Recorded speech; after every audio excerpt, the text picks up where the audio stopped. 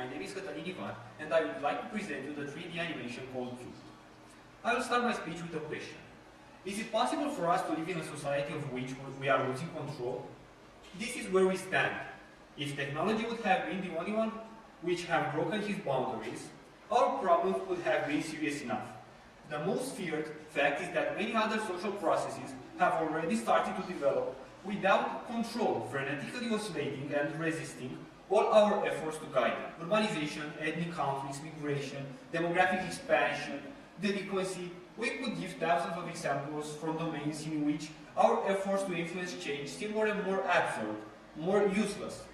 Change doesn't influence only society, but also each and every of its individuals. At the beginning of March, an 11-year-old child died of old age. Although he was only 11 years old from a chronological point of view, he was suffering from an odd disease known as progeria, premature aging, and presenting the characteristics of a 90-year-old person. And when he died, the boy was truly an old person.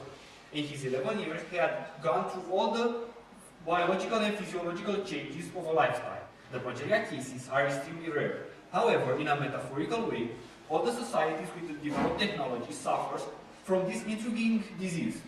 They neither age nor do they become senile, but they all suffer from highly abnormal change rhythms. This speed with which humanity races towards the future determines a rupture within human interactions.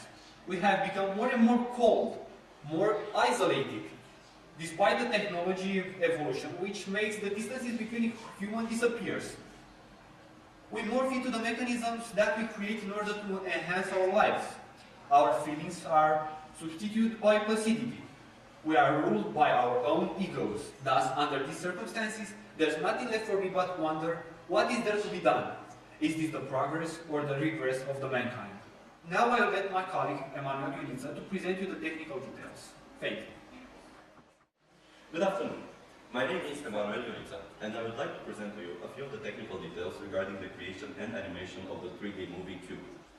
For modeling, animation, and texturing, we use 3D Studio Max. However, we had to use Adobe Photoshop CS3 in order to create some of the 1024 by 1024 pixel maps at certain textures. I would like to start by explaining the modeling aspect of the movie.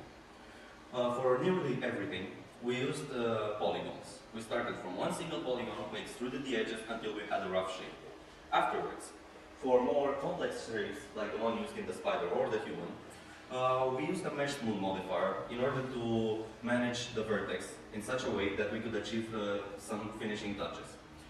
Afterwards, in order to make a finished product, we used another mesh smooth modifier. This gave us a quite high number of polygons, but the quality is really good. The name of the movie, Cube, is given by the way the environment is built. We build it using only cubes that have chamfered edges. Why? Because they give this sense of uniformity and placidity that the movie is all about. Next off, I'm going to explain a bit about animation. The basis of animation in our project is the bone system rig and the biped system rig. For this spider, we created a bone system rig in order to move the legs and to achieve certain movements of the pistons. The pistons, by the way, have attached an IK constraint in order to jump off. The human is animated using a biped system rig. However, I improved this biped system rig by adding another bone system rig to its face in order to achieve certain facial expressions. Some of the tools used for this animation were the motion mixer, the biped walk cycle, and the Havoc physics engine. And now a few words about the textures. The metal texture is based on a multi-layer shader found in 3D Studio Max.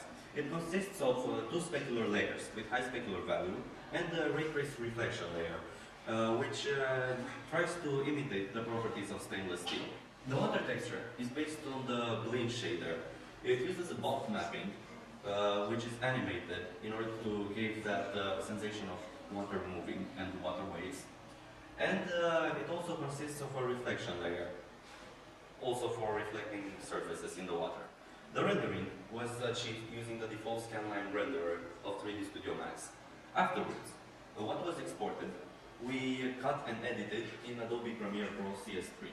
I hope you will enjoy watching this movie as much as we enjoyed creating it.